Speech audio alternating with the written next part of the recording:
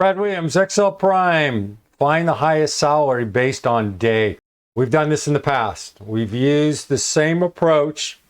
We have to do a little converting. We have to use this text function in order to, we have a Monday here. This will be a changing variable. F9, nope, that's fixed, which is good.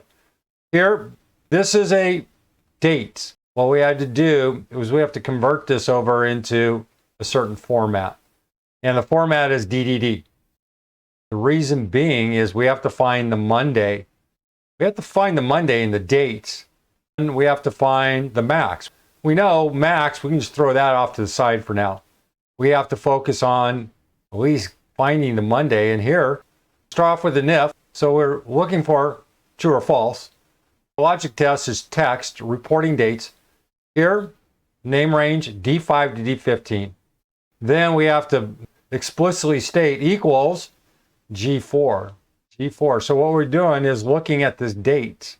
We're converting it over into something readable, Monday, and this is going to turn into a Monday. How does this work? Text function converts a value into text with a specific number format. Value if true, our second name range is salary 230, C5 to C15. If we find the true, what are we going to do? We're going to say thumbs up, max, find that and show it as an output. Here we have text, logical test, F9. We're going to have false, false, false, false, false, false, false, true. See this Monday here? Now I cheated. I answered the Monday as simply as a format, as a guide.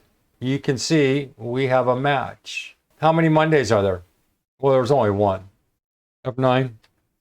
I purposely made it so it's not impossible to read this. It's going to be one match here.